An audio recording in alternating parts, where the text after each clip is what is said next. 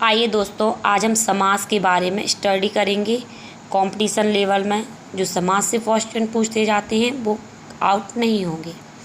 सबसे पहले तो समास। समास का शाब्दिक अर्थ होता है संक्षेप। दो या दो से अधिक शब्दों के मेल से बनने वाले शब्द को समास कहते हैं। समास के प्रकार 6 होते हैं: तत्पुरुष समास, अव्ययीभाव समास, द्वंद्व समास, द्विगु समास, बहुव्रीहि समास, कर्मधारय समास। चलिए दोस्तों, अब पढ़ते हैं हम अव्ययीभाव समास। जिस समास का पहला पद अव्यय तथा प्रधान हो उसे अव्ययीभाव समास कहते हैं। प्रापद गौड़ होता है। उदाहरण के लिए प्रति प्लस दिन, प्रतिदिन, यानी प्रत्येक दिन। ट्रिक देखते हैं इसकी कि जिन शब्दों के प्रारंभ में उपसर्ग आ जाए तो वहाँ और हमेशा अव्ययीभाव समास ही होता है। तत्पुरुष समास। तत्पुरुष समास में दूसरा पद प्रधान होता है, पहला पद गौण होता है। 6 भेद होते हैं: कर्म, कारण, संपादानम, अपादानम, संबंध, अधिकरण। उदाहरण के लिए राजा का कुमार, राजकुमार। और ट्रिक से अगर इसे समझते हैं कि तो इसमें जो कारक चिन्ह होते हैं उन अलग करने पर, शब्द को जैसे ही हम अलग करेंगे तो अलग करने पर जो कारक चिन्ह होते हैं का, की, के, मैं, पर आदि का क्या हो जाता है, लोप हो जाता है।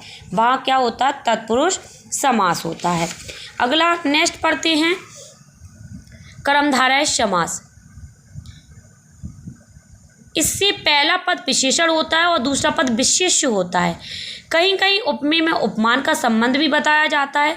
अगर हम ट्रिक से बात करते हैं तो ट्रिक इसकी ये है कि आप किसी भी एग्जाम्पल में कैसे लगा कर देखो, अगर उत्तर मिल जाए तो कर्मधारय समास है।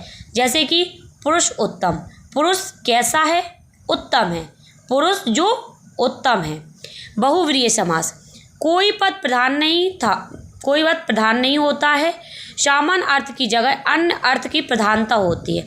विग्रह करने पर बाला है जो जिसका आदि शब्द आते हैं। उदाहरण के लिए गजानन, गज का आनंद, जिसका वह अर्थात गणपति जी। तो इसमें अधिकतर देवी देवताओं के नाम आते हैं या पर्यायवाची शब्द समूह के लिए एक शब्द आता है। द्वंद्व समास। दोनों पद प्रधान होते हैं। दोनों पद प्रायः एक दूसरे के विलोम होते हैं। जिन और इन दोनों को जब विग्रह करते हैं तो विग्रह करते समय इनमें योजक चिन्ह लग जाता है, या और मतलब जो द्वंद्व समास होता है, द्वंद्व समास के बीच योजक चिन्ह का प्रयोग किया जाता है और विग्रह करने पर और शब्द लग जाता है। जैसे कि माता और पिता, या का भी प्रयोग किया जाता है, माता या पिता। द्विगु समास। पूर्व पद संख्यावाचक, कभी कभी पद भी संख्यावाचक होता है।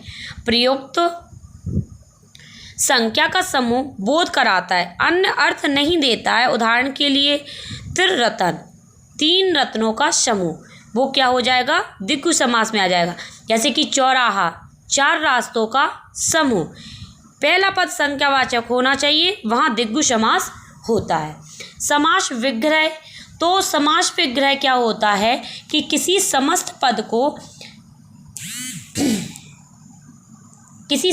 पद को उसके विभिन्न पदों एवं विभक्ति सहित पृथक करने की प्रक्रिया को हम समास विग्रह या व्यासक कहते हैं।